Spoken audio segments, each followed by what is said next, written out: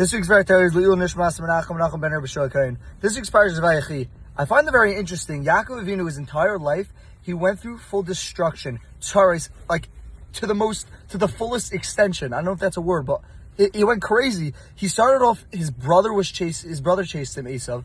Then Esav sent Eliphaz to kill him, so Yaakov was running away from him.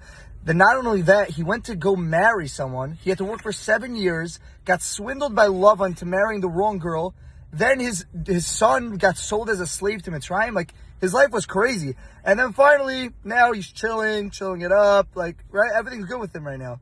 But it's very interesting because the Torah talks about Yaakov's tzaros' destruction for a very long time. And the Torah stresses on it.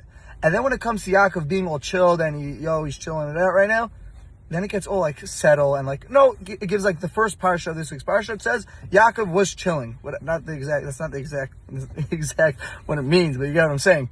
So isn't it interesting? Why is the Torah talking about his tzaros and destruction so much? When it comes to his chilling, like when he's finally settled, there's one pasuk for it. He barely talks about it. What's going on over here? So the Chaim brings down that it's a very big lesson that people can be learned throughout the day in life. That we go through our day in life, and let's say you go to Florida for whatever, you go to Florida for Hanukkah, you're sitting in Florida, you're chilling by the beach, you're just sitting there like, I don't want this moment to end. This moment shouldn't end. This is insane.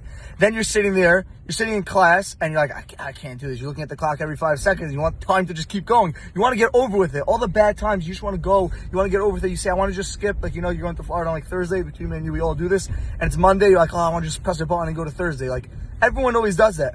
So what we're teaching, the lesson is that you're going through life, and you just want to skip the bad times. The Torah is saying no, the opposite. The reason why we spoke about Yaakov's all his destruction, his tzaros so much, is because that's where you grow the most. When you're struggling and you can't get a Gemara, you can't sit in class, and whatever's going on in your life, that is when you grow the most. That is when you're supposed to grow and supposed to be spoken about.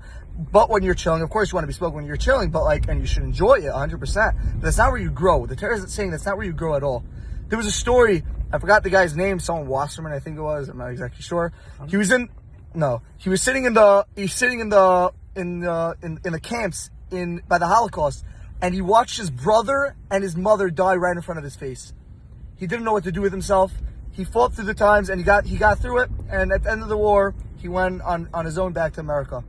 He never spoke about it once. He never spoke about the Holocaust once. He was so angry. He didn't know what to do. He was depressed. He lost his father also. He didn't know where his father went. They couldn't connect him back to his father. And he lost his whole family right in front of his face. He didn't know what to do. Until one day he realized, you know what I'm supposed to do? I can't just be struggling my whole life. I want to just skip to the good times. The issue is with him, there was no good times. Like with us, we go through, we say, skip to the good times. There's no good times with him. He realized that I just have to push through and grow. And that's the only thing I could do. And he decided he was going to write a book on the entire Holocaust and his experience in it. He wrote the book, and eventually worked his way up, and he won the Champions of Books.